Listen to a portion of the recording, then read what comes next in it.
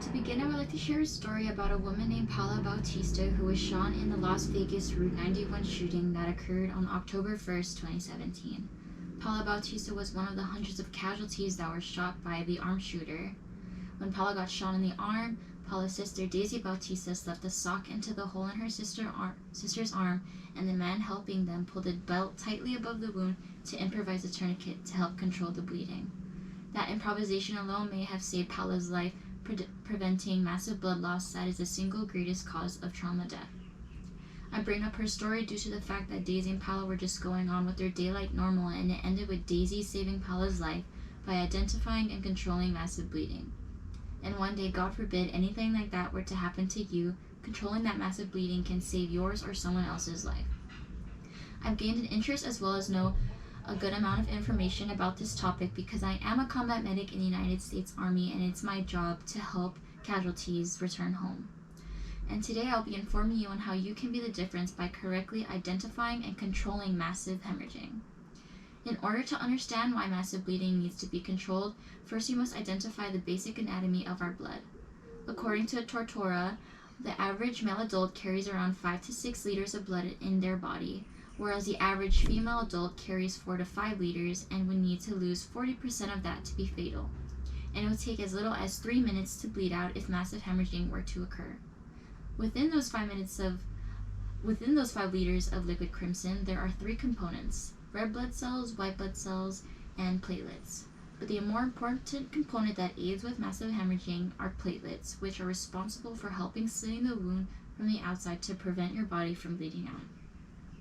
Next, I will be identifying massive hemorrhaging, but in order to do so, you must understand what massive hemorrhaging is.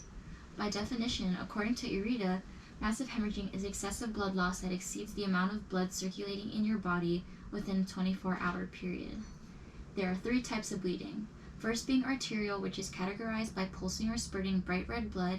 Typically happens if there is damage to an artery, such as an amputation, and you would need to have immediate attention, such as a tourniquet or hemostatic gauze, which I'll be showing you in a second.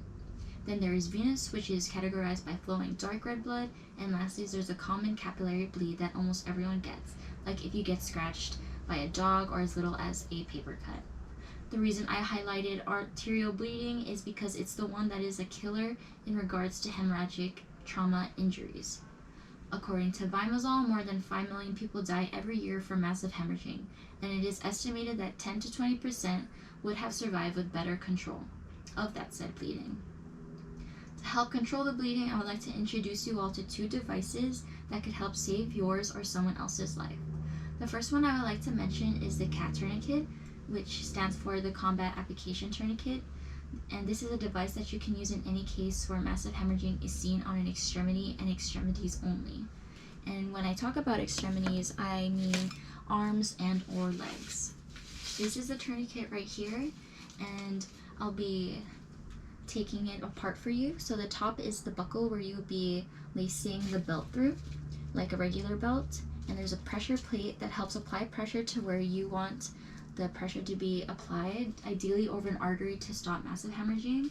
This is the windlass that helps tighten the tourniquet where you want that pressure to be applied. And the next is the windlass clip. As you can see, it's like a little oval. And next is the strap that holds the tourniquet and windlass in place. Next would be the self-adhering band, like I told you, how it's the flimsy part, like a regular belt.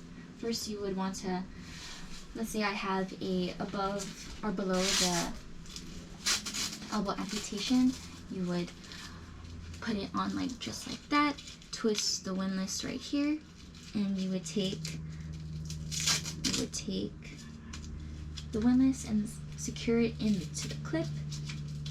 And when it's in the clip, you secure it by putting the strap above just like that, and that controls the bleeding. And to check if it did do its job, you can check their pulse on their wrist, as well you can see the bleeding stop. The next item I like to show you is the hemostatic gauze, and this adjunct I like to teach you about is used on casualties with injuries that are not accessible with the tourniquet, such as junctional areas, meaning the neck, armpit, and groin area.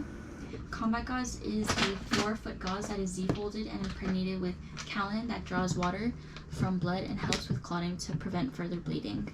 As you can see, it's like this. And yeah. In this informative block of instruction, we have covered how to identify and treat massive hemorrhaging if there were ever to be an emergency, starting from learning the basic blood anatomy, how to identify massive bleeding, as well as treating massive bleeding. Now you know the basics to stop the bleeding. I hope you take this information with you as you go about your day, because you never know when destruction can hit. Thank you.